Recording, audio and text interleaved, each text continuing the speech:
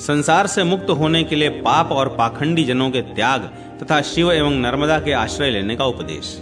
मार्कंडेय जी कहते हैं, राजन, नर्मदा तट पर उत्तम सिद्धि देने वाला मनोरथ नामक एक तीर्थ है जो तीनों लोकों में विख्यात है। वहां स्नान करके मनुष्य जिस जिस मनोरथ को चाहता है उस तीर्थ के प्रभाव से वह सब कुछ प्राप्त कर लेता है। वहीं संगम पर अंगारेश्वर देव स्थित हैं, जहां स्नान मात्र करने वाला मनुष्य गणपति पद पर प्रतिष्ठित होता है। पाप बड़े ही कड़वे और अत्यंत दुख देने वाले होते हैं, इसलिए पाप कभी नहीं करना चाहिए। जिस देश काल में और जैसी आयु के द्वारा मनुष्य शुभाशुभ कर्म करता है वह उसी प्रकार उसे भोगना पड़ता है। अतः अपनी शक्ति के अनुसार याचक को निरंतर दान देना चाहिए। विद्वान पुरुष शास्त्र और युक्तियों द्वारा सदा आत्मा के कल्याण का विचार करे। केवल अनुमान के ही द्वारा उस पर विचार नहीं करना चाहिए। कर्मों के हीन और उत्तम नाना प्रकार के फल बताए गए हैं, अतः मनुष्य कोई कर्म करने के पहले उसकी परीक्षा कर ले। जिसका श्रेष्ठ और महान फल हो वही पुण्य कर्म है। बुद्धिमान पुरुष को चाहिए कि वह पाखंडी, शास्त्र विपरीत कर्म करने वाले, वैडाल व्रती, शठ, युक्तिवादी, तीर्थ निंदक, दिगंबर तथा अन्यान्य पाखंडी जनों को दूर से ही त्याग दे। नंगे, मथमुंडे और विष्ठा भोजी अघोरी कलयुग में धर्म के विपरीत आचार उपस्थित करते हैं। अतः उनके चलाए हुए पाखंड का परित्याग करके तीनों वेदों द्वारा प्रतिपादित धर्म का आचरण करे। सब धर्मों में ब्रह्मा, विष्णु और शिवजी के वचन ही प्रमाण है। जो उनके विपरीत बर्ताव करता है वह निश्चय ही नरक में गिरता है। पितरों का तर्पण करे, भिखारी को भीख दे, सब प्राणियों पर दया करे और नर्मदा जी की महात्म्य कथा का चिंतन करे। यही सब कर्मों को शुद्ध करने वाला संपूर्ण ज्ञान है। जो आदि, मध्य और अंत से रहित, स्वभाव से सबके स्वामी, सर्वज्ञ और परिपूर्ण हैं, वे भगवान शिव शैव शास्त्रों द्वारा जानने योग्य हैं। उनके द्वारा प्रतिपादित जो ज्ञान है वह संशय रहित एवं संपूर्ण प्रयोजनों की सिद्धि करने वाला है। जो सर्वज्ञ हैं, संपूर्ण हैं, स्वभावतः निर्मल तथा संपूर्ण दोषों से रहित हैं, वे कल्याणमय शिव कोई विपरीत बात कैसे कह सकते हैं। भगवान शिव की आज्ञा के बिना संसार की सृष्टि कैसे हो सकती है। यदि कहें प्रकृति से सृष्टि होती है तो ठीक नहीं, क्योंकि वह जड़ है। यदि कहा जाए कि जीवात्मा ही सृष्टि करता है तो यह भी उचित नहीं है, क्योंकि वह सर्वज्ञ नहीं, अज्ञ है। परमाणु आदि जो प्राकृत तत्व हैं वे सब अचेतन हैं, अतः वे किसी बुद्धिमान सहायक के बिना न तो स्वयं रचना कर सकते हैं न देख ही सकते हैं। जैसे कुंभकार के बिना मिट्टी स्वयं घड़े के रूप में नहीं परिणत होती, उसी प्रकार जड़ प्रकृति बुद्धिमान चेतन के बिना स्वयं कुछ नहीं कर सकती। जैसे यह घोर संसार समुद्र अनादिकाल से चला आ रहा है, उसी प्रकार इस संसार से छुड़ाने वाले भगवान शिव भी अनादि हैं। जैसे औषधि स्वभाव से ही रोगों का निवारण करने वाली है, उसी प्रकार भगवान शिव भी स्वभाव से ही घोर संसार बंधन का नाश करने वाले माने गए हैं। जैसे वैद्य के बिना रोगी क्लेश उठाते हैं, उसी प्रकार भगवान शिव के बिना संपूर्ण जगत दुख उठाता है। अतः अनादि, सर्वज्ञ, परिपूर्ण परम शिव ही सबके त्राता हैं। उनके सिवा दूसरा कोई पुरुष इस संसार समुद्र से रक्षा करने वाला नहीं है। जो अपने हृदय में भगवान शिव का चिंतन करते हुए शिव ज्ञान का अभ्यास करते हैं, उन्हें अवश्य ज्ञान होता है। नरश्रेष्ठ, ऐसा जानकर शिव स्वरूपा नर्मदा देवी का आश्रय लेकर उसके तट पर धन धान्य से संपन्न दिव्य गृह तथा अच्छे अच्छे अन्य आवश्यक सामान ब्राह्मणों को आदर पूर्वक देने चाहिए। अनाथ, अत्यंत वृद्ध, विकल एवं कुटुंबी ब्राह्मण को विशेष रूप से देना चाहिए। जो ब्राह्मण को काठ और मिट्टी से बना हुआ गृह दान करता है अथवा उसके लिए अमरकंटक पर सब और सुंदर सुंदर दिव्य भवन निर्माण कराता है, वह सर्वोत्तम दान का फल प्राप्त करता है। केवल यही दान उसके समस्त कामनाओं और प्रयोजनों का साधक होता है। जो मनुष्य भक्ति पूर्वक इस प्रसंग को सुनता है वह सब पापों से मुक्त होता है। शिवलोक की उत्कृष्टता, गो सेवा का महत्व, दान की महिमा तथा नर्मदा तट पर दान एवं शिव ध्यान का महात्म्य। युधिष्ठिर जी बोले, भगवान, गोलोक कैसा बताया गया है, किस कर्म से उसकी प्राप्ति होती है और कौन कौन वहां निरंतर रहते हैं। मार्कंडेय जी ने कहा, सब लोकों से ऊपर महादेव जी का लोक है, वह परम दिव्य और सर्वश्रेष्ठ है। वहीं वृषभ रूप से धर्म भी विद्यमान है। जहां उनके पति वृषभ रूप धर्म हैं, वहीं गोमाताएं भी निवास करती हैं और उसी लोक में देवताओं और असुरों से पूजित नर्मदा देवी भी विद्यमान हैं। उन्हीं के जल से गौएं, बछड़े तथा सब देवता तृप्त होते हैं। ब्रह्मा, विष्णु, उमा सहित महेश्वर, देवता, ऋषि, पितृगण, मातृगण तथा अन्यान्य लोकों सहित शिवलोक और नर्मदा लोक भी इस गोलोक के अंतर्गत हैं। रुद्रलोक के जो गुण हैं वही गोलोक के हैं। नंदा, भद्रा, सुभद्रा, सुशीला तथा सुरभि ये 5 गोमाताएं शिवलोक से प्रकट हुई हैं। छठी नर्मदा देवी भी वहीं से संपूर्ण लोकों पर अनुग्रह करने की इच्छा से प्रकट हुई हैं।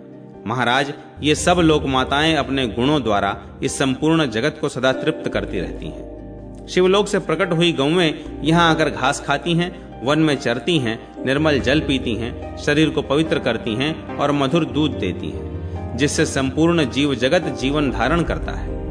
जैसे छोटे बच्चे वाली स्त्रियों से घर की शोभा होती है, उसी प्रकार छोटे बछड़े वाली गौओं से जिनका घर सुशोभित है, उनके शरीर में पाप कहां से रह सकते हैं। जो लोग ओमकार और नर्मदा का सदैव शिव रूप से स्मरण करते हैं, उनका पुनः इस संसार सागर में जन्म नहीं होता। जो घास और जल देकर गौओं के प्रति परम भक्तिभाव रखते हैं, वे इन गौओं के प्रसाद से शिवलोक में जाते हैं। ये गौ माताएं सदा अनुकूल रहने पर समस्त कामनाओं को देने वाली हैं। जो इन कल्याणमयी गौओं की रक्षा करते हैं, वे शिवलोक में जाते हैं। जो उत्तम विधि के साथ एकाग्र चित्त हो भक्ति पूर्वक भगवान शिव का पूजन करते हैं, वे निश्चय ही शिव के धाम को जाते हैं। भगवान शिव के निवास स्थान रूप तीर्थों में जो मनुष्य श्रद्धा पूर्वक जाते हैं, विशेषतः जो नर्मदा और अमरकंटक की यात्रा करते हैं, वे ब्रह्मा, विष्णु और शिव के लोकों में विहार करते हैं। राजन, इस प्रकार तुम्हें नर्मदा का मंगलमय अवतार बताया गया है। युधिष्ठिर जी बोले, मुने, अब मैं दान धर्म का विधान सुनना चाहता हूँ। जो लोग दरिद्र और भिक्षुक हैं, उन्हें शिव धाम की प्राप्ति कैसे होती है। मार्कंडेय जी ने कहा, राजन, कमल, बिल्वपत्र, कुश और नर्मदा का जल, इन सबको भगवान ब्रह्मा जी ने सामान्यतः धर्म का हेतु बताया है। सभी धर्म, पुराण और श्रुतियां ये श्रद्धा और विश्वास से ही पावन होते हैं। पुराणों और श्रुतियों के उपदेश किए हुए धर्म का आचरण करने से मनुष्य स्वर्ग लोक में जाते हैं। जो शिवजी का ध्यान करने वाले ब्राह्मण को श्रद्धा पूर्वक रुई भरा हुआ बिस्तर, कटि सूत्र सहित लाल वस्त्र, नवीन वस्त्र में लपेटा हुआ तथा पवित्र धूप से सुवासित किया हुआ यज्ञोपवीत देता है, वह रुई के उन वस्त्रों में जितने तंतु होते हैं और उन तंतुओं में जितने रोम होते हैं, उतने सहस्त्र वर्षों तक शिवलोक में प्रतिष्ठित होता है। जो भगवान शिव के उद्देश्य से शिव भक्त को नैवेद्य देता है अथवा शाक, मूल, फल आदि अर्पण करता है, वह तंडुल, फल और दल आदि की जितनी संख्या होती है, उतने सहस्त्र वर्षों तक शिवलोक में सम्मानित होता है। जो शिव भक्त को दही भात से भरा हुआ सुंदर भिक्षा पात्र अर्पण करता है, वह शिव धाम में निवास करता है। जो अपनी शक्ति के अनुसार शैव व्रत का पालन करने वाले ब्राह्मण को भोजन कराता है, वह भगवान शिव के लोक में प्रतिष्ठित होता है। जो भक्ति पूर्वक शिव की पूजा करते हैं, वे शिवलोक में जाते हैं। इस प्रकार प्रसंगवश शिवलोक, गोलोक और नर्मदा लोक का वर्णन किया गया है, जहां शिवभक्त पुरुषों का निवास है। जो ज्ञान योग से शांत चित्त हो परम शिव का जप करते हैं, वे सब दुखों से मुक्त हो सदा सुखी बने रहते हैं। पृथ्वी, जल, तेज, वायु, आकाश, अहंकार, सत्व गुण और प्रकृति, इन 8 आवरणों से युक्त शिवलोक है। वह 10,000 सूर्यों के समान कांतिमान परम स्थान है। ज्ञान और ध्यान में संलग्न, शांत, भिक्षान्न भोजी, जितेंद्रिय, भगवान शिव की प्रसन्नता के लिए सत्कर्म करने वाले और जिनके पाप दग्ध हो गए हैं, ऐसे श्रेष्ठ ब्राह्मण ही उस परम धाम शिवलोक को पाने के अधिकारी हैं। जिस सत्य स्वरूप लोक में शुद्ध चित्त एवं अविद्या आदि के क्लेशों से रहित महात्मा पुरुष निवास करते हैं, उसी उत्तम पद को नर्मदा जी का सेवन करने वाले मनुष्य भी पा लेते हैं। जो नर्मदा के तट पर मेरे बताए हुए अनुसार दान करते हैं, वे सब कुछ जानने वाले, सर्वत्र जाने की शक्ति रखने वाले शुद्ध एवं परिपूर्ण हो जाते हैं। जो शुद्ध कर्मों में तत्पर रहते हैं, वे परम ऐश्वर्य से संपन्न हो अपनी इच्छा के अनुसार साकार या निराकार रूप में स्थित होते हैं। संपूर्ण जगत के स्वामी पार्वती वल्लभ भगवान नीलकंठ का यह दिव्य स्थान नित्य, विशुद्ध, अविनाशी एवं सदा एक रस रहने वाला है। जो लोग नर्मदा के तट पर रहकर शिव जी के ज्ञान का अभ्यास करते हैं, वे काम तृष्णा से मुक्त होकर शिवलोक में जाते हैं। जो एक दिन भी शिव धर्म का पालन करते हुए भगवान शिव के ध्यान में तत्पर होता है, उसके धर्म का अंत नहीं है। अमरावती के दक्षिण विष्णु मंदिर की महिमा, मेघवन का महत्व तथा विभिन्न तीर्थों की महाशक्तियों के नाम। मार्कंडेय जी कहते हैं, गौएं बड़ी पवित्र वस्तु हैं, वे सब प्रयोजनों की सिद्धि करने वाली हैं, अतः गोदान और शिव भक्ति से मनुष्य पाप मुक्त हो जाता है। वैवस्वत मनवंतर में राजर्षि वीरण के पुरोहित मैत्रेय जी हुए थे, जिन्होंने नर्मदा के तट पर भगवान विष्णु का मंदिर बनवाया है। वह मंदिर अमरावतीपुरी के दक्षिण दिशा में नर्मदा तट पर विद्यमान है। उसके महात्म्य से और नर्मदा के प्रभाव से वे द्विज श्रेष्ठ भगवान विष्णु के लोक में आनंद भोगते हैं। युधिष्ठिर, नर्मदा के पश्चिम और उत्तर तट पर जो जो उत्तम तीर्थ हैं उनका वर्णन सुनो। यज्ञ पर्वत पर मेघवन नाम से प्रसिद्ध एक वन है, जहां पूर्व काल में चक्रवर्ती राजा रंतिदेव ने देवता, असुर और मनुष्यों सहित अपने कुल को गोलोक में पहुंचाया है। विभिन्न तीर्थों की महाशक्तियों के नाम इस प्रकार हैं: काशी में विशालाक्षी, नैमिषारण्य में लिंगधारिणी, प्रयाग में ललिता देवी, गंधमादन में कामुका देवी, मानस में कुमुदा, अंबर में विश्वयोनि, गोमंत पर्वत पर गोमती, मंदराचल पर कामचारिणी, चित्ररथ वन में मदोत्कटा, हस्तिनापुर में तपंती, कान्य कुब्ज में गौरी, कमल पर्वत पर प्रभा, एकाग्र क्षेत्र में कीर्तिमती, विश्वेश्वर क्षेत्र में विश्वा, पुष्कर में पुरुहूता, केदार में मार्गदायिनी, हिमालय पर नंदा, गोकर्ण क्षेत्र में भद्रकणिका, स्थानेश्वर में भवानी, बिल्वक में बिल्वपत्रिका, श्रीशैल पर माधवी, भद्रेश्वर में भद्रा, वाराह पर्वत पर जया, कमलालय में कमला, रुद्रकोटि में रुद्राणी, कालांजर में कोटि, महालिंग में कपिला, माकोट में मुकुटेश्वरी, शालग्राम में महादेवी, शिवलिंग में जलप्रिया, मायापुरी में कुमारी, संतान में ललिता, उत्पल क्षेत्र में सहस्त्राक्षी, हिरण्याक्ष में महोत्पला, तीर्था में मंगला, पुरुषोत्तम क्षेत्र में विमला, विपाशा में अमोघाक्षी, पुंड्रुवर्धन में पाटला, सुपार्श्व में नारायणी, त्रिकूट में भद्र सुंदरी, विपुल में विपुला, प्रलयाचल में कल्याणी, विकोटि तीर्थ में कोटि, यमुना में मृगावती, करवीर में महालक्ष्मी, विनायक में उमा देवी, वैद्यनाथ में आरोग्या, महाकाल में महेश्वरी, कृष्ण तीर्थ में अभया, विंध्यगिरि की कंदरा में अमृता, मांडव्य तीर्थ में मांडुका, माहेश्वरपुर में स्वाहा, प्रचंड तीर्थ में छागलंबा, अमरकंटक में चंडिका, सोमेश्वर में वाराही, प्रभास में पुष्करावती, सरस्वती में देवमाता, पारावत में पारा, महालय में महाभागा, पयोष्णी में पिंगलेश्वरी, कृतशव तीर्थ में संहिता, कार्तिकेय में शांकरी, उत्पला वर्षक में लोला, शोण संगम में सुभद्रा, माला सिद्ध तल में लक्ष्मी, भारताश्रम में अनंता, जालंधर में सिद्धमुखी,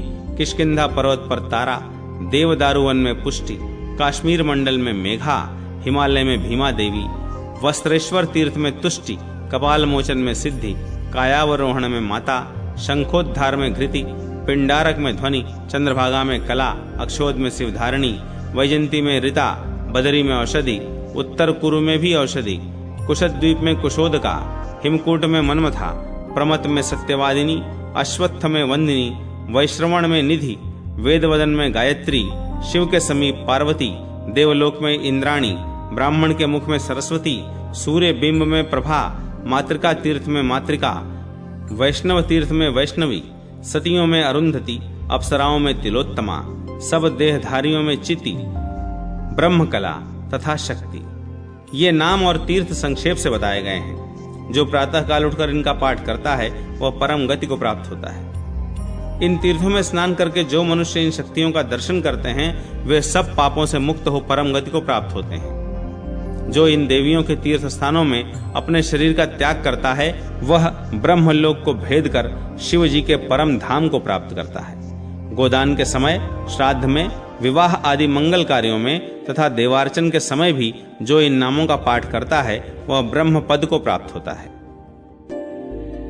अशोक वनिका तीर्थ में महाराज रविश्चंद्र के द्वारा यज्ञ, दान तथा मुनियों का उद्धार।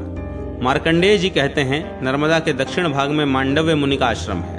उसमें विभांडक, गार्ग्य तथा ऋष्यशृंग आदि उत्तम व्रत का पालन करने वाले महर्षि सहस्त्रों की संख्या में निवास करते हैं। राजन, अशोक वनिका नाम से प्रसिद्ध उत्तम तीर्थ की महिमा सुनो। वहां भगवान शंकर पार्वती देवी के साथ निवास करते हैं। वहां विशोका नदी और नर्मदा का संगम हुआ है। वहां स्नान करने वाले मनुष्य स्वर्ग में जाते हैं और जिनकी वहां मृत्यु हो जाती है वे मुक्त हो जाते हैं। वहीं अशोकेश्वर लिंग है जो प्रत्यक्ष ही सिद्धि एवं कल्याण प्रदान करने वाला है। उसी तीर्थ में देवर्षि नारद ने शाप भ्रष्ट ब्राह्मणों को शाप से मुक्त किया था और अब वे ब्राह्मण उस तीर्थ के महात्म्य से देवता होकर देवलोक में आनंद भोगते हैं। स्वयंभू मनवंतर के आदि कल्प के सतयुग की बात है। चंद्रवंश में रविश्चंद्र नाम से प्रसिद्ध एक महायशस्वी चक्रवर्ती राजा हो गए हैं जो कांची नगरी के नरेश थे। उन्होंने समस्त पृथ्वी का धर्म पूर्वक पालन किया था।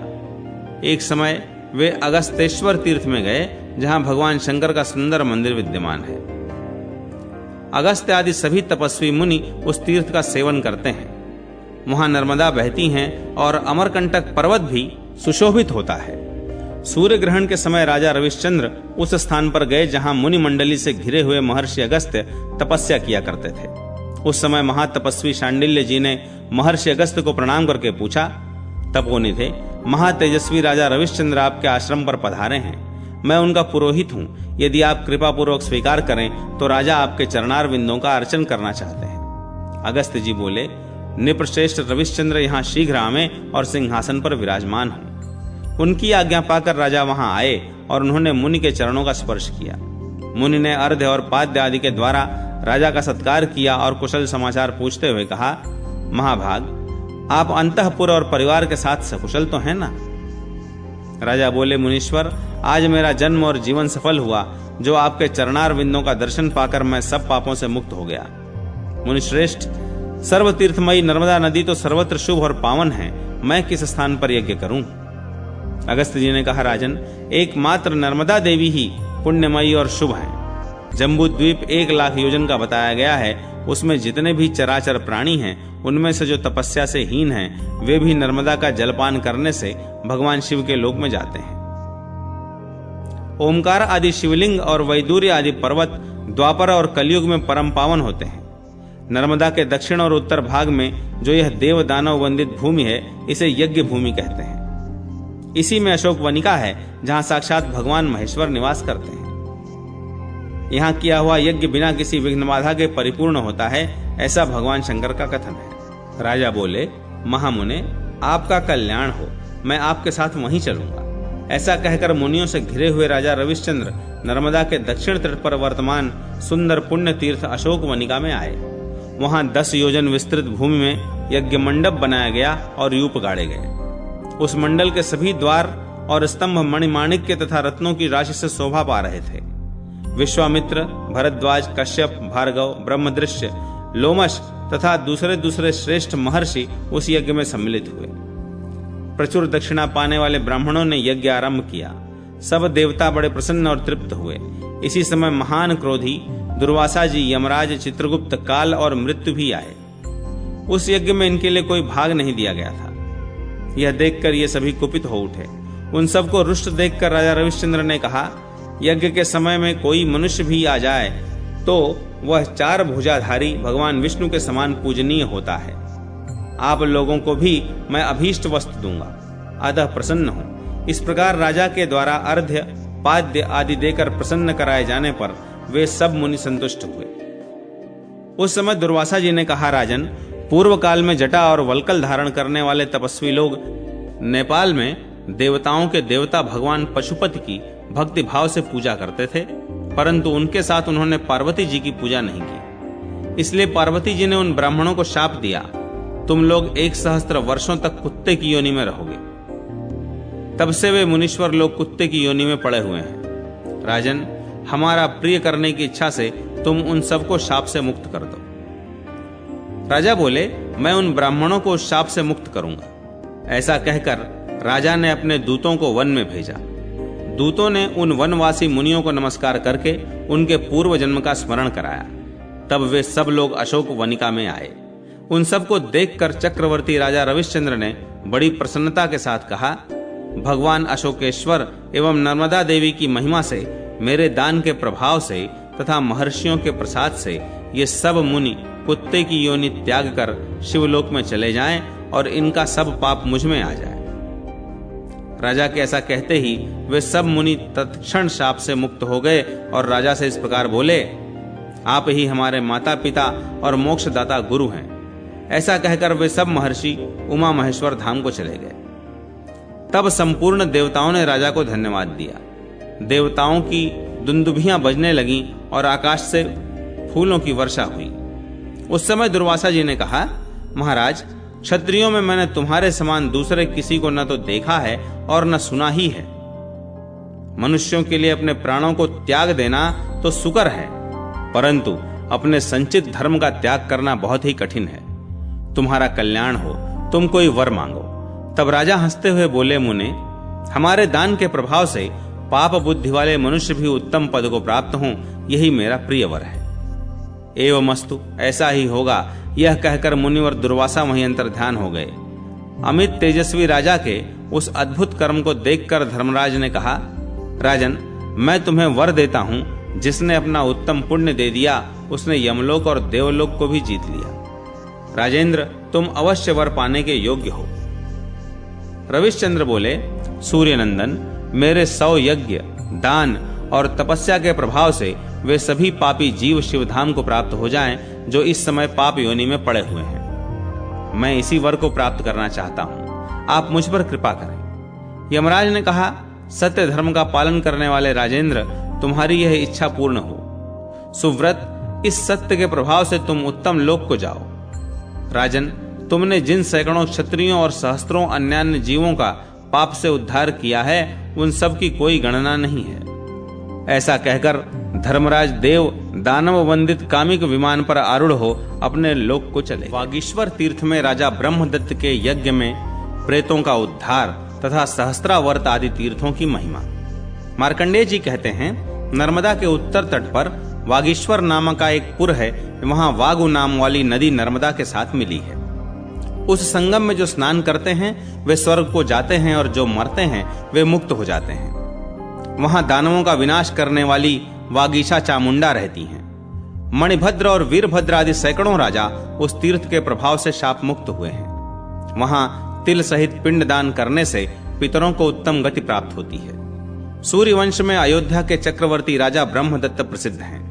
वे धन धान से संपन्न तथा भय और दरिद्रता से रहित थे। उनके शासनकाल में समस्त प्रजा बड़े आनंद से रहती थी। उन्होंने नर्मदा और वागु के संगम में एक श्रेष्ठ यज्ञ किया था, जिसमें ब्रह्मा, इंद्र, विष्णु, गणेश तथा महादेव जी आदि ने प्रत्यक्ष प्रकट होकर अपना भाग ग्रहण किया। राजा ब्रह्मदत्त की यज्ञ भूमि 10 योजन तक फैली हुई थी। उनका यह यज्ञ स्वारोचिप मनवंतर के आदि कल्प वाले सत्य युग में हुआ था। उस समय ब्रह्मदत्त के यज्ञ से तथा वागीश्वर और नर्मदा के प्रसाद से प्रेतों को भी बड़ी तृप्ति हुई। वे प्रेत पहले के वानप्रस्थ ऋषि थे। उन्होंने स्त्रियों के आग्रह से सूर्य ग्रहण के अवसर पर कुरुक्षेत्र में बहुत सा दान लिया था। इसी से वे प्रेत भाव को प्राप्त हुए थे। प्रेत होने पर भी उन्हें पूर्व जन्म का स्मरण बना रहा। अतः एकांत में बैठकर वे अपने विषय में इस प्रकार शोक करने लगे, अहो, जिनके लिए हमने प्रतिग्रह स्वीकार किया, वे हमारे पुत्र, पत्नी, भृत्य और भाई बंधु तो ज्यों के त्यों बने हुए हैं। वे उस प्रतिग्रह की आग में दग्ध नहीं हुए हैं। हमें अकेले ही उस आग में जलना पड़ा है। यमदूतों से पकड़े हुए प्राणियों के साथ उनके माता पिता, भाई बंधु, स्त्री पुत्र और धन आदि भी नहीं जाते। एकमात्र धर्म ही उनका साथ देता है। इस प्रकार दीर्घ काल तक शोक करके स्त्री पुत्र से रहित हुए वे प्रेतगण सारी पृथ्वी पर घूम घाम कर नारद जी के उपदेश से उमापति शिव का ध्यान करते हुए उसी वागीशपुर में चले आए। वहां स्नान करके उन्होंने भगवान शिव, विष्णु और सूर्य देव का पूजन किया। ब्रह्मदत्त के उस यज्ञ में आकर वे सभी पाप मुक्त हो गए और ब्रह्मा जी के लोक में गए। तदनंतर राजा ब्रह्मदत्त के ऊपर फूलों की वर्षा होने लगी। मार्कंडेय जी कहते हैं, युधिष्ठिर, प्रतिग्रह एक भारी ग्रह है। जो लोभ और मोह से मोहित हो उस ग्रह से ग्रस्त हो गए हैं, वे घोर नरक में डूबते हैं। यद्यपि वेदोक्त यज्ञ और तीर्थ यात्रा आदि सत्कर्म भी सफल होते हैं, उनके द्वारा सद्गति में सहायता मिलती है, तथापि प्रतिग्रह लेने वाले मनुष्य अपनी आत्मा को क्लेश देते हैं। दाता और याचक की क्या गति होती है, इसकी सूचना उनके हाथों से ही मिल जाती है। देने वाला ऊपर को जाता है और लेने वाला नीचे को। सहस्त्रावर्तक नाम से प्रसिद्ध एक तीर्थ है। वहां विधि पूर्वक स्नान करने वाले पुरुष को वृषोत्सर्ग का फल प्राप्त होता है और वह अपनी 7 पीढ़ी तक को पवित्र कर देता है। नर्मदा के उत्तर तट पर यह तीर्थ सहस्त्र धनुष तक फैला हुआ है। उसके अंत में कारा का उत्तम वन है। वहां स्नान करने से अग्निष्टोम यज्ञ का फल मिलता है और मनुष्य स्वर्ग लोक को जाता है। नर्मदा के उत्तर भाग में सौगंधिक नामक परम सुंदर वन है, जिसमें प्रवेश करके मनुष्य सब पापों से मुक्त हो जाता है। तदनंतर नदियों में उत्तम सरस्वती नदी है, उनके जल में स्नान करना चाहिए। वहां देवताओं और पितरों का तर्पण करके मनुष्य अश्वमेघ यज्ञ का फल पाता है। वहीं ईशानाध्युषित नामक परम दुर्लभ तीर्थ है। नरश्रेष्ठ व्यतिपात योग, संक्रांति और ग्रहण के समय उस तीर्थ में स्नान करके मनुष्य सहस्त्र कपिला गौओं, सुगंधित पदार्थों और सुवर्णों के दान का तथा पंच यज्ञों के अनुष्ठान का फल पाकर स्वर्गलोक में प्रतिष्ठित होता है।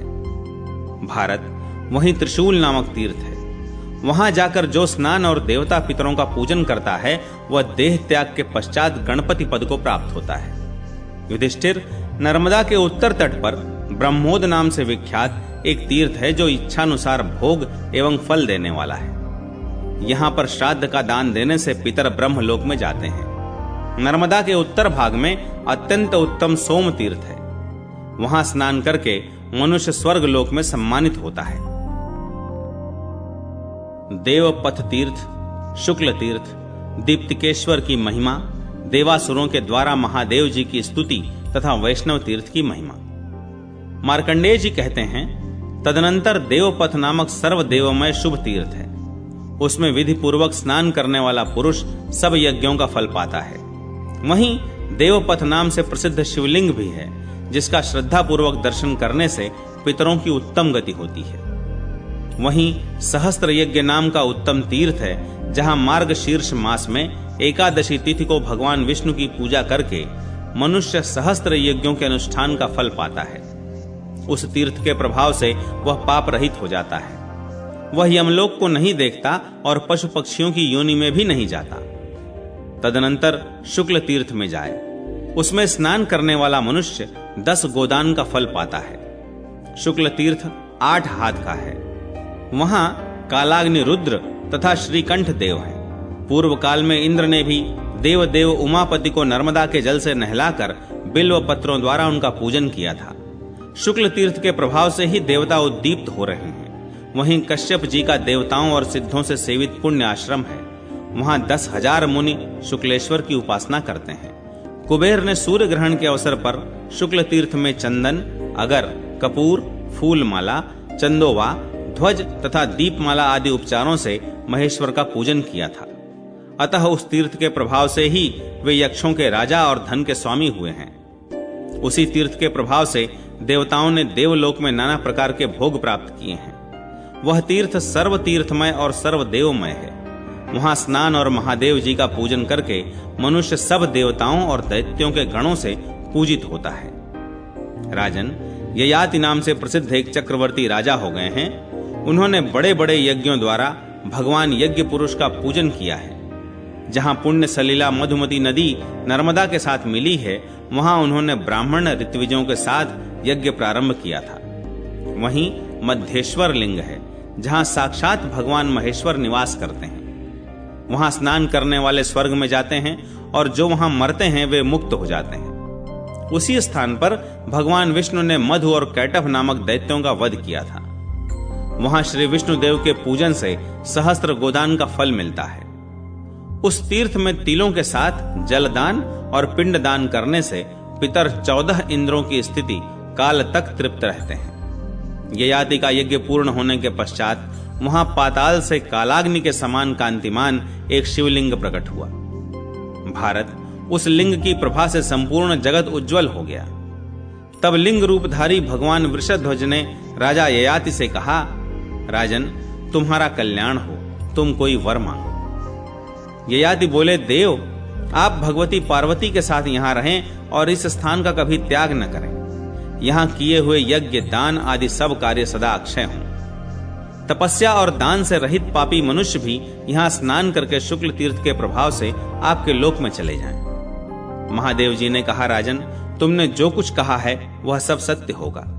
तत्पश्चात सब देवता अपने अपने विमान पर आरूढ़ हो स्वर्ग लोक को चले गए। राजर्षि ययाति भी दीर्घ काल तक राज्य का पालन करके अंत में स्वर्ग लोक को गए। मार्कंडेय जी कहते हैं, दीप्तिकेश्वर नाम से प्रसिद्ध एक सिद्ध लिंग कहा गया है, जिससे श्रेष्ठ तीनों लोकों में दूसरा कोई भी प्रसिद्ध नहीं है। दीप्तिकेश्वर देव का दर्शन, स्पर्श और पूजन करने से अनेक जन्मों का घोर पाप क्षण भर में नष्ट हो जाता है। जो मानव एक दिन या 2 घड़ी भी उनकी पूजा करता है, वह इस भयानक संसार समुद्र में फिर जन्म नहीं लेता। देवताओं के स्वामी विष्णु, ब्रह्मा तथा अन्यान्य देवताओं के द्वारा विभिन्न नामों से उन उमा वल्लभ महादेव जी की स्तुति इस प्रकार की गई है। भगवान शिव सदा रहने वाले, अचल, प्रभा, प्रकाश रूप, दीप्तिमान, श्रेष्ठ वर देने वाले, अभीष्ट मनोरथ, पापहारी, श्वेत वर्ण, सब प्राणियों का संहार करने वाले, सर्व समर्थ, संसार के कारण, वैराग्य एवं मोक्ष के कारण, संयम रूप, सनातन, अटल, श्मशानवासी, भगवान, आकाश में विचरने वाले, इंद्रियों में व्याप्त, वंदना करने योग्य, महान कर्म करने वाले, तपस्वी, समस्त प्राणियों को उत्पन्न करने वाले, मतवाले वेश में अपने स्वरूप को छिपाए रखने वाले, संपूर्ण लोकों की प्रजा के पालक और स्वामी, विराट स्वरूप, विशाल शरीर वाले, समस्त लोकों की सृष्टि करने वाले ब्रह्मा, समस्त प्राणियों के परमात्मा, विविध रूपों वाले, छोटे रूप वाले, मनन करने वाले, संपूर्ण विश्व के पालक, छिपे रूप वाले, सदा प्रसन्न, संसार बंधन का नाश करने वाले, प्रवृत्ति मार्ग में स्थित, महान अंगों वाले, समष्टि रूप, सबके सुनिश्चित आधार, सब कामनाओं से संपन्न, स्वतः प्रकट होने वाले, आदि और अंत अर्थात सृष्टि और संहार करने वाले, जीवों के आश्रय, सहस्त्रों नेत्रों वाले, भयंकर नेत्रों वाले, चंद्र स्वरूप अथवा उमा सहित नक्षत्रों को सिद्ध करने वाले, चंद्र, सूर्य, शनि, केतु, ग्रह, ग्रहपति, श्रेष्ठ तपस्या के साक्षी, बल स्वरूप, खड़े रहने वाले, यज्ञ रूपी मृग पर बाण चलाने वाले, पाप रहित, महान तपस्वी, दीर्घ काल तक तपस्या करने वाले, सबकी उत्पत्ति के आदि कारण, दीनों पर दया करने वाले, सूर्य रूप से वर्ष पूरा करने वाले, मंत्र, प्रमाण, परम तप स्वरूप, योगी, योग की महान शक्ति से संपन्न, महान वीर्य वाले, हर महाचेता, सर्वज्ञ, कारण सहित, संहारकारी, हरण करने वाले, कमंडलधारी, धनुष धारण करने वाले, सबके प्राणों को अपने हाथ पर रखने वाले, प्रतापवान, जीवात्मा रूप, अपने से भिन्न अन्य किसी ईश्वर से रहित, शूलधारी, खट्वांगधारी, पट्टिशधारी, पवित्र, पवित्र स्वरूप, तेजस स्वरूप, तेज प्रकट करने वाले, आश्रय स्वरूप, मुकुट धारण करने वाले, सुमुख, जल में रहने वाले, विस्तार करने वाले, सूर्य रूप, सूर्य और चंद्रमा रूपी नेत्र वाले, सुंदर तीर्थ रूप, अपनी ओर आकृष्ट करने वाले, श्रृंगालेश्वर रूप से प्रकट, सर्व प्रयोजन रूप, सूंड धारण करने वाले गणेश रूप, निर्मल, जल के आधारभूत कमंडलु की भांति संपूर्ण संसार के आश्रय, अजन्मा, सुगंधित माला धारण करने वाले, हरिण रूपधारी, कपाल धारण करने वाले, जिनके वीर की गति ऊपर की ओर है, ऐसे ऊपर के लोकों के साक्षी, ऊंची उठी हुई भुजाओं वाले, नभ, अष्टमूर्तियों में से आकाश रूप, 3 जटा धारण करने वाले, सब जीवों के आवास स्थान, रुद्र, कार्तिकेय रूप से देवताओं के सेना नायक, सर्वव्यापक, दिन में चलने फिरने वाले, रात में विचरने वाले, जिनके श्री अंगों से उत्तम सुगंध निकल रही है, ऐसे संपूर्ण दिशाओं के स्वामी, राजाओं को मारने वाले परशुराम रूप,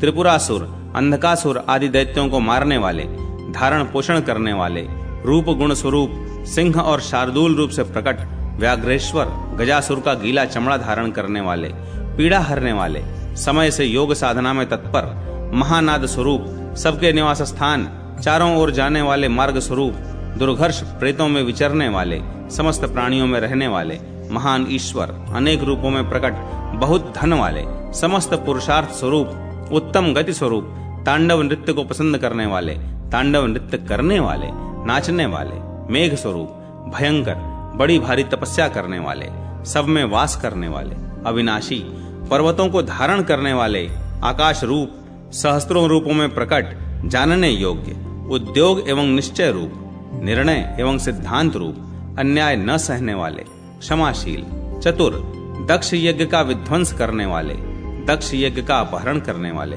उत्तम उत्सव स्वरूप, मध्यस्थ, विरोधियों के तेज का अपहरण करने वाले, दक्ष यज्ञ में देवताओं के यज्ञ भाग का हनन करने वाले, प्रसन्न, पूजित, सबके उत्पादक, गंभीर गर्जना करने वाले, गांभीर्य युक्त, गंभीर, भविष्य पहुंचाने वाले अग्नि स्वरूप, वट वृक्ष रूप, बरगद या अक्षय वट रूप, नक्षत्रों की भांति चमकने वाले, समर्थ, विभु, तीखे बाण वाले, सूर्य और चंद्र रूप नेत्रों वाले, महादेव, कर्म और काल के ज्ञाता, यज्ञ एवं व्रत की दीक्षा देने वाले, भक्तों द्वारा प्रसन्न किए जाने वाले, यज्ञ स्वरूप, समुद्र रूप, समुद्रांतवर्ती बड़वानल नामक अग्नि, यज्ञ में आहुति रूप से प्राप्त भविष्य के भोक्ता, अग्निमुख, प्रसन्नात्मा, अग्नि रूप, महान तेजस्वी, उत्तम तेजस्वी, विजय, जय, ज्योतिर्मंडल के आश्रय, सिद्धि रूप, शत्रुओं से मेल रखने की नीति रूप, अवसर देखकर शत्रु के साथ युद्ध करने की नीति रूप, शिखाधारी, दंडधारी,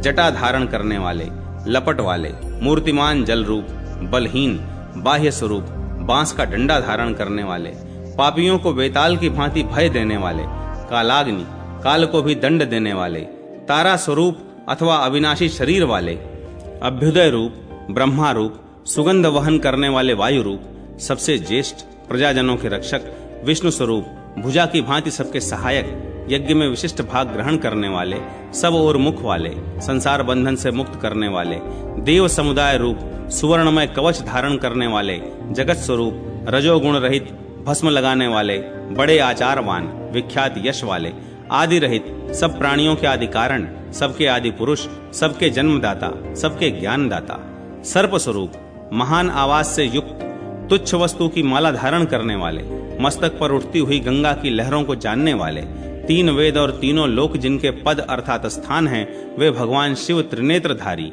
अव्यक्त, सब बंधनों से मुक्त करने वाले, ज्ञान से प्रसन्न होने वाले, असुंदर वस्त्र धारण करने वाले, समस्त साधनों से सेवित, अपने मस्तक से गंगा जी का स्रोत बहाने वाले, विभाग रहित, सदा एक रस, यज्ञ विभाग के ज्ञाता, सब में सदा रहने वाले, सर्वत्र विचरने वाले, दुर्वासा मुनि स्वरूप, भैरव, यमराज स्वरूप, शीतल, चंद्र स्वरूप, यज्ञ स्वरूप, सबका धारण पोषण करने वाले, विद्वानों में सर्वश्रेष्ठ, लाल लाल आंखों वाले, बड़े बड़े नेत्रों वाले, विजय स्वरूप, विशिष्ट विद्वान, संग्रह, विग्रह, कर्म, नागेंद्र हार से विभूषित, सब में प्रमुख, विमुक्त देह, शरीर में रहने वाले प्राण स्वरूप, करदम रूप, सर्वाचार स्वरूप, प्रसन्नता रूप, खेचर स्वरूप, बल और रूप धारण करने वाले, आकाश वृत्ति रूप, निपात, सर्प रूप, खल रूप, रौद्र रूप, देवताओं में सूर्य रूप, रत्न स्वरूप, किरणों से युक्त, उत्तम तेज वाले, वायु के समान वेग वाले, महान वेग वाले, मन के समान वेग वाले,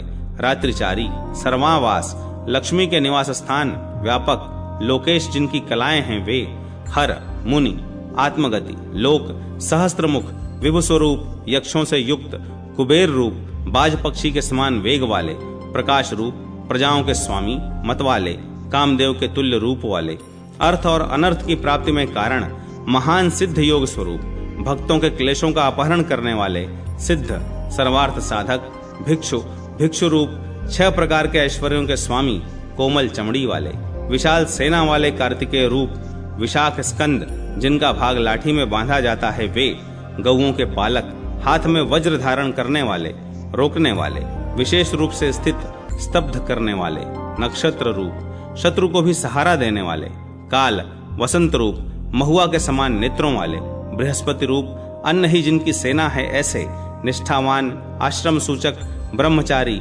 लोकचारी, सर्वचारी, उत्तम रत्नों के ज्ञाता, ईशान, ईश्वर, काल, निशाचारी, एकमात्र सबके धारण करने वाले, अमित प्रमाणातीत, नदों और नदियों को उत्पन्न करने वाले, अव्यय, नंदीश्वर, सुनंदी, नंदन, नंदवर्धन, नागहारी, विहारी, काल, ब्रह्मवेत्ताओं में सर्वश्रेष्ठ, चतुर्मुख, महालिंग, चतुर्लिंग, लिंगाध्यक्ष, सुराध्यक्ष, कालाध्यक्ष, युगों को धारण करने वाले, उमापति, उमाकांत, गंगाधर, वर, सर्वार्थ, सब प्राणियों का अर्थ सिद्ध करने वाले, नित्य, सब व्रतों के पालक तथा शुचि हैं।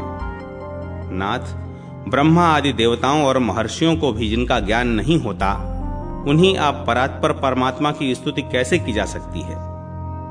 मार्कंडेय जी कहते हैं, इस स्तोत्र को सुनकर श्रीमान द्वीपेश्वर शिव प्रसन्नता पूर्वक मुस्कुराते हुए बोले, देवताओं तुम लोग वर मांगो।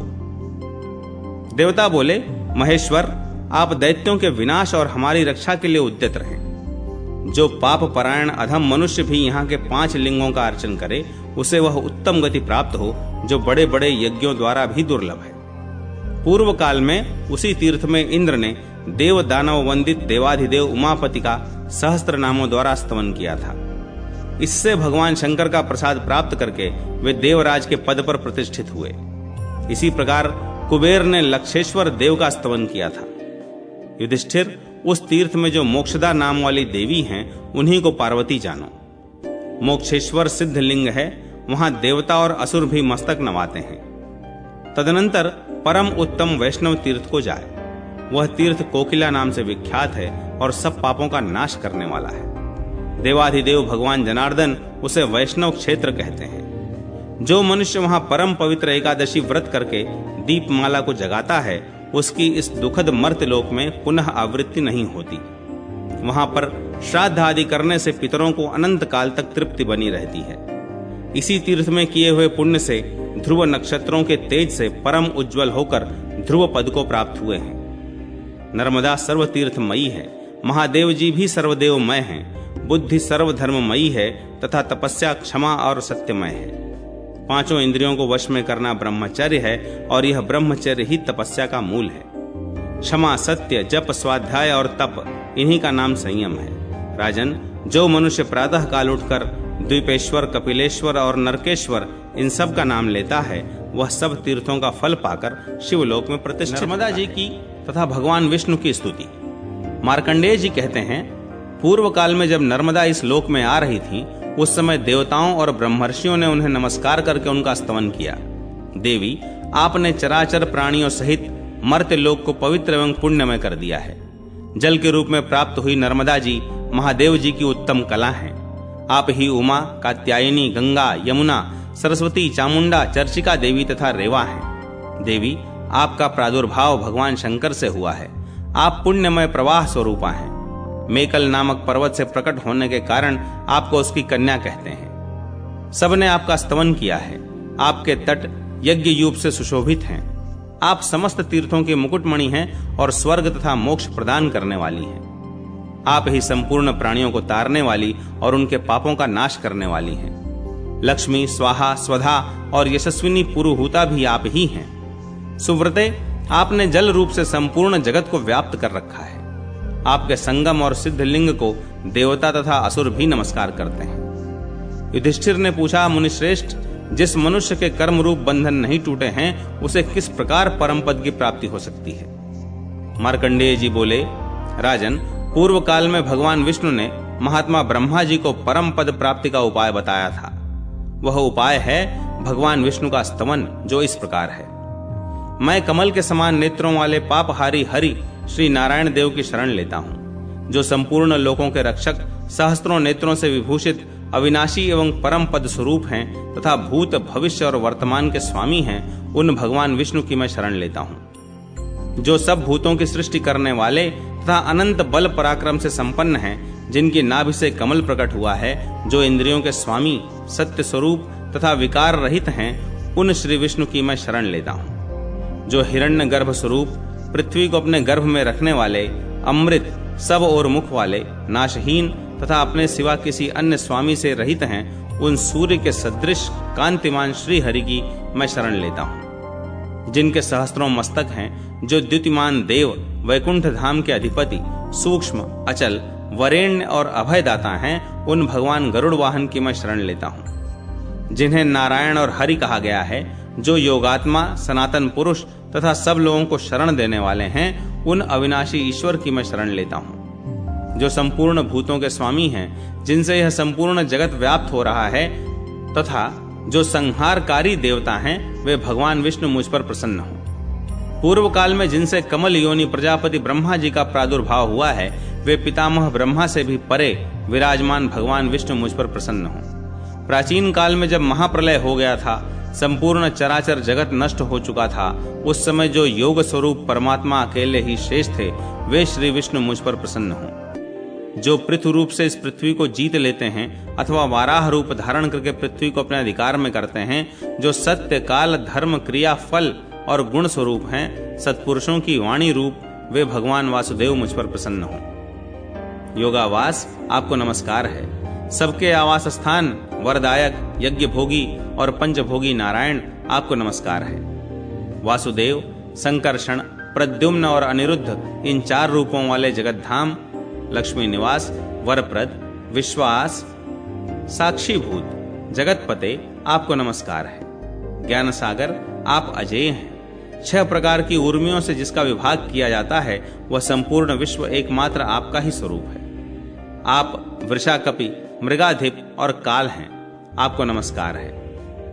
अव्यक्त प्रकृति से इस संपूर्ण ब्रह्मांड की उत्पत्ति हुई है और प्रभु श्री विष्णु अव्यक्त से परे हैं। जिनसे परे कोई वस्तु नहीं है उन भगवान श्री हरि की मैं शरण लेता हूँ। ब्रह्मा और विश्व आदि जिन शक्तिशाली श्री हरि का नित्य चिंतन करते हैं, जो व्यापक परमात्मा अपने एक अंश से संपूर्ण जगत को व्याप्त करके स्थित हैं, जिनका किसी भी इंद्रिय से ग्रहण नहीं होता, जो निर्गुण होकर भी संपूर्ण जगत के शासक हैं, उन श्री हरि की मैं शरण लेता हूँ। जो सूर्य नाड़ी पिंगला और चंद्र नाड़ी इड़ा के मध्य भाग सुषुम्ना में ज्योतिर्मय स्वरूप से विराजमान हैं, जिन्हें क्षेत्रज्ञ कहते हैं, वे महात्मा श्री विष्णु मुझ पर प्रसन्न हों। जो कोई सिद्ध और महर्षि ज्ञान योग के द्वारा जिनके तत्व को जानकर संसार बंधन से मुक्त हो जाते हैं, वे महात्मा मुझ पर प्रसन्न हों। सब ओर से कल्याणमय परमेश्वर आपको नमस्कार है। आपके नेत्र, सिर और मुख सब ओर हैं। निर्विकार, आदिकल्प, हृदय स्थित परमेश्वर आपको नमस्कार है। इंद्रियातीत आपको नमस्कार है। परमात्मन आपको नमस्कार है। जो राग द्वेष से मुक्त और लोभ मोह आदि से रहित पुरुष आपको जानते हैं, वे संसार में आसक्त नहीं होते। आप शरीर से रहित और अव्यक्त होते हुए भी संपूर्ण शरीरों में तदाकार हुए से रहते हैं। अव्यक्त प्रकृति, बुद्धि, अहंकार, पंच महाभूत और इंद्रियां, ये सब आप में स्थित हैं, आप उनमें नहीं हैं। वे आपके आश्रय के बिना स्वयं नहीं टिक सकती। आप अव्यक्त पुरुष हैं, अति कूटस्थ हैं, गुणों के स्वामी और ईश्वर हैं, हेतु रहित आवर्त, प्रभु तथा अपने आप में स्थित हैं। पुंडरीकाक्ष आपको नमस्कार है। वासुदेव आपको नमस्कार है। जगन्नाथ आप ईश्वर हैं, इससे परे और क्या कहा जा सकता है। आप भक्तों को मुक्ति देने वाले गुरु और देवताओं के स्वामी हैं। समस्त प्राणियों का पालन करने वाले वे ही आप श्री हरि जन्म जन्म में मेरे स्वामी हूँ। मैं अहंकार तथा सत्व आदि तीनों गुणों से बंधा हूँ। मेरी नासिका अपने कारणभूत पृथ्वी तत्व में मिल जाए, मेरी जिह्वा जल तत्व में विलीन हो जाए, मेरे नेत्र तेजस तत्व में समा जाएं, स्पर्शेंद्रिय वायु में विलीन हो जाए, श्रोत्रेंद्रिय आकाश में लीन हो जाए, मन अपने कारण तत्व अहंकार में लीन हो जाए और मेरा अहंकार मेरी बुद्धि में प्रवेश कर जाए तथा मेरी बुद्धि आप में तल्लीन हो जाए। समस्त इंद्रियों, शब्दादि विषयों और पंचभूतों से मेरा वियोग हो जाए। मेरे सत्व, रज और तम ये तीनों गुण अपनी आश्रय भूता प्रकृति में समा जाएं। मैं तो प्रभुओं के भी प्रभु, दोष रहित श्री हरि की शरण लेता हूँ, जिनके सहस्त्रों मस्तक हैं, जो महान ऋषि तथा संपूर्ण भूतों को उत्पन्न करने वाले हैं, उन भगवान विष्णु की मैं शरण लेता हूँ। जो ब्रह्म स्वरूप और संपूर्ण विश्व के उत्पत्ति स्थान हैं, वे श्री विष्णु मुझ पर प्रसन्न हों। महाप्रलय काल में जब स्थावर जंगम नष्ट हो जाते हैं और संपूर्ण भूत ब्रह्म पत्नी माया में विलीन हो जाते हैं और महतत्व प्रकृति में लीन हो जाता है तथा वह प्रकृति जिनके आश्रित रहती है और वैदिक मंत्रों द्वारा जिनके लिए आहुति दी जाती है, वे श्री विष्णु मुझ पर प्रसन्न हों। अग्नि, चंद्रमा, सूर्य, देवता, ब्रह्म, रुद्र, इंद्र तथा योगियों के तेजों को जो सदा बढ़ाते हैं, वे भगवान विष्णु मुझ पर प्रसन्न हों। प्रभो, आप अजन्मा हैं, जगत के लिए वास्तविक मार्ग आप ही हैं। आपकी कोई मूर्ति नहीं है, तो भी विश्व की सब मूर्तियों पर आपका अधिकार है। आप नित्य नूतन हैं। प्रकृति, महत्तत्व और चेतन पुरुष रूप से आप ही सुशोभित होते हैं। जो आत्मा रूप से अगोप्य और सबसे श्रेष्ठ हैं, उन श्री हरि की मैं शरण में आया हूँ। चंद्रमा और सूर्य के सदृश जो अपने तेज को स्वयं ही इस धराधाम पर उतारते हैं, जिनसे संपूर्ण दिशाएं प्रकट हुई हैं, वे महात्मा श्री हरि मुझ पर प्रसन्न हों। जो सगुण, निर्गुण, चेतन, अचेतन, स्थूल, सूक्ष्म, सर्वगत और देह रहित हैं, वे महात्मा श्री विष्णु मुझ पर प्रसन्न हों। सूर्य के समीप में चंद्रमा की स्थिति है, अर्थात पिंगला नाड़ी के निकट जो इड़ा नाड़ी है, इन दोनों के मध्य भाग अर्थात सुषुम्ना नाड़ी में जिनका चिंतन किया जाता है, जो वहां अविचल तेजोमय स्वरूप से प्रकाशित होते हैं, वे महात्मा श्री हरि मुझ पर प्रसन्न हो। प्रभु, जो नानात्व में भी आपके एकत्व का दर्शन करते हैं, वे परम गति को प्राप्त होते हैं। जो सब प्राणियों में सम, शत्रु मित्र और उदासीन जनों को प्रिय हैं, सबको समभाव से ग्रहण करते हैं, किसी से कोई इच्छा नहीं रखते, तथापि अपने भक्तों को विशेष रूप से अपनाते हैं, जो सब प्रकार से जानने योग्य हैं, वे भगवान विष्णु मुझ पर प्रसन्न हो। यह समस्त चराचर जगत और अंडज, पिंडज, स्वेदज, उद्भिज, इन 4 भेदों वाला प्राणी समुदाय आप में उसी प्रकार गुथा हुआ है जैसे डोरे में मन के पिरोए होते हैं। आपके लिए धर्म और अधर्म नहीं है, आपका गर्भवास और जन्म भी नहीं होता। मैं जरा जन्म और मृत्यु के संकटों से मुक्ति पाने के लिए आप श्री हरि की शरण में आया हूं। श्रोत्र आदि इंद्रियां, शब्द आदि विषय तथा श्वास प्रश्वास आदि चेष्टाएं सभी योनियों में सुलभ हैं। यह शरीर काष्ठ की भांति एक दिन नष्ट हो जाने वाला है। आत्मा के लिए तो यह बड़ी भारी विपत्ति रूप है। अपने आप का अकेला होना तो स्वयं सिद्ध है, केवल शरीर के जन्म से ही इसमें पुनर्जन्म की प्रतीति होती है। भगवान, मैं अपने मन, बुद्धि और प्राणों को आप में ही लगाकर आपके भजन में तत्पर और आपकी ही शरण प्राप्त होकर मृत्यु काल में भी आपका ही स्मरण करूंगा। प्रभु, मेरे द्वारा पूर्व जन्म में जो अशुभ कर्म किए गए हों, वे वातादि जनित रोगों के रूप में मेरे शरीर में प्रवेश करें, जिससे उन सब का ऋण उतर जाए। अन्यान्य यशस्वी पुरुषों के लिए भी कल्याण का सबसे श्रेष्ठ उपाय यही है कि वे इस स्तोत्र का पाठ करें। यह सब पापों की शुद्धि करने वाला पुण्य स्वरूप तथा परम पद रूप है। सदा प्रातः काल, मध्याह्न काल और सायंकाल में उठकर सब पापों की शांति करने वाले इस जपनीय स्तोत्र का निरंतर जप करना चाहिए। मैं हरि, कृष्ण, ऋषिकेश, वासुदेव, जनार्दन तथा जगन्नाथ को प्रणाम करता हूं। वे मेरे पापों का निवारण करें। शंख, चक्र तथा शारंग धनुष धारण करने वाले मधुसूदन, लक्ष्मीपति श्री विष्णु को प्रणाम करता हूं। वे मेरे पापों का नाश करें। जो जगत का पालन करने के लिए उद्यत रहने वाले हैं, यशोदा माता के द्वारा कटी में रस्सी से बंधने के कारण जो दामोदर नाम धारण करते हैं, सदा प्रसन्न रहते हैं तथा कमल के समान जिनके नेत्र हैं, उन अविनाशी विष्णु को मैं प्रणाम करता हूँ। वे मेरे पापों का नाश करें। जो सब भूतों के ईश्वर, अक्षर और अनिर्देश्य हैं और इसी रूप में महात्मा पुरुष जिनका सदैव ध्यान करते हैं, उन भगवान वासुदेव की मैं शरण में आया हूँ। सब प्रकार के बंधनों से मुक्त हुआ पुरुष जिनमें प्रवेश करके पुनर्जन्म को नहीं प्राप्त होता, उन श्री हरि की मैं शरण में आया हूँ। जो ब्रह्मा जी का शरीर धारण करके देवता, असुर और मनुष्य सहित संपूर्ण जगत की बार बार सृष्टि करते हैं, उन भगवान श्री हरि की मैं शरण में आया हूँ। संपूर्ण जगत की योनि रूप जो भगवान जनार्दन ब्रह्मा जी का शरीर धारण करके सदा सृष्टि कर्म में संलग्न रहते हैं, उनको मैं प्रणाम करता हूँ। जिनसे परे दूसरी कोई वस्तु नहीं है, जिनमें यह संपूर्ण जगत स्थित है, जो सबके भीतर अंतर्यामी रूप से विराजमान एवं अनंत हैं, उन सर्वव्यापी श्री हरि को मैं प्रणाम करता हूँ। जो संपूर्ण चराचर भूतों में व्याप्त हैं, वे श्री विष्णु ही मेरे समस्त पापों का नाश करें। मेरे द्वारा जो निवृत्ति प्रधान कर्म अथवा भगवान विष्णु की प्रसन्नता के लिए कर्म किया गया है, उससे मेरे अनेक जन्मों के कर्मों द्वारा संचित पाप अभी नष्ट हो जाएं। रात्रि, प्रातः काल, मध्याह्न तथा अपराह्न काल में अज्ञानवश मन, वाणी और क्रिया द्वारा जो कोई अशुभ कर्म किया गया हो, वह अभी क्षण भर में नष्ट हो जाए। जैसे पानी में नमक घुल मिल जाता है, उसी प्रकार वह पाप राशि भी विलीन हो जाए। दूसरों को पीड़ा देना और पराई निंदा करना आदि दोष जो मैंने जन्म भर किए हैं, उनसे तथा दूसरों के धन, खेत आदि के प्रति लोभ होने के कारण क्रोध होने से जो मेरे द्वारा पाप राशि का संग्रह किया गया है, वह पानी में पिघलने वाले नमक की भांति विलीन हो जाए।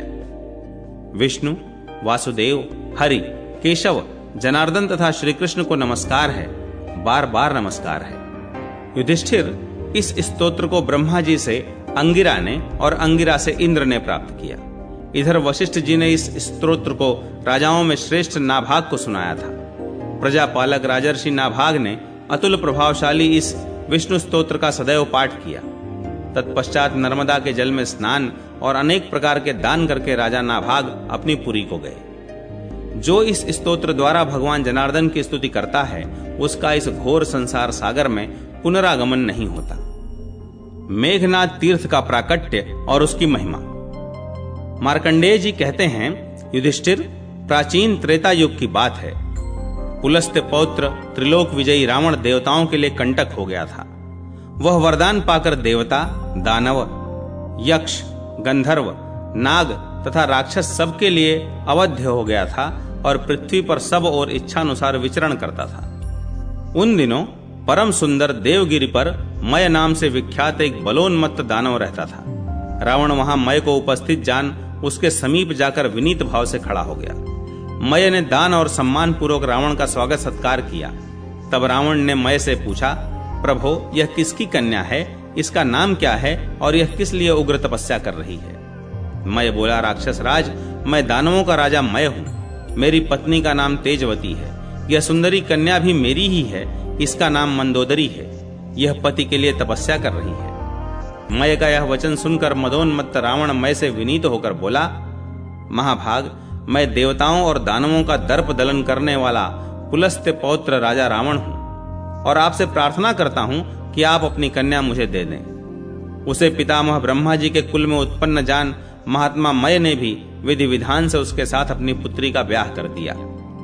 मंदोदरी को लेकर दुरात्मा द्वारा पूजित राक्षस दिव्य विमानों पर बैठकर उसके साथ क्रीड़ा करने लगा।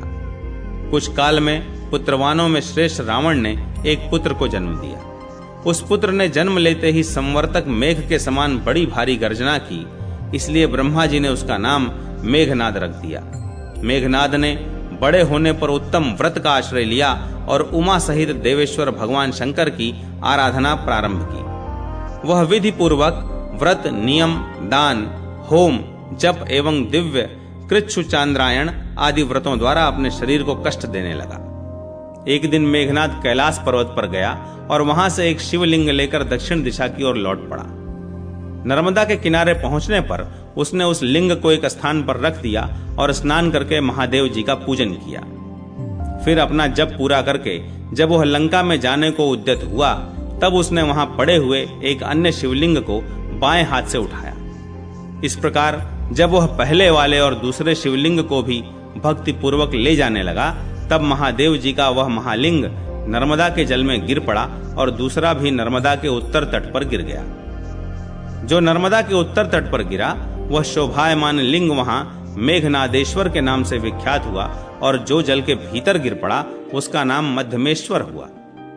मेघनाद उस लिंग को उठाना चाहता था, पर सफल न हुआ। उन दोनों विग्रहों का अभिप्राय जानकर वह राक्षस आकाश मार्ग से लौट गया। तभी से वह तीर्थ मेघनाद तथा मेघारव नाम से विख्यात हुआ। उत्तर तट पर खेटक नामक उत्तम तीर्थ हुआ। उसके पूर्व भाग में सब पापों का नाश करने वाला गर्जन नामक तीर्थ है। राजेंद्र, जो उस तीर्थ में स्नान और एक दिन रात का उपवास करता है, वह सनातन कल्याण का भागी होता है। जो उस तीर्थ में पिंड दान करता है, उससे देवलोक में पितृगण 12 वर्षों तक तृप्त रहते हैं। जो वहां ब्राह्मणों को भोजन कराता है, वह योगी जनों को मिलने वाले उत्तम फल को पाता है।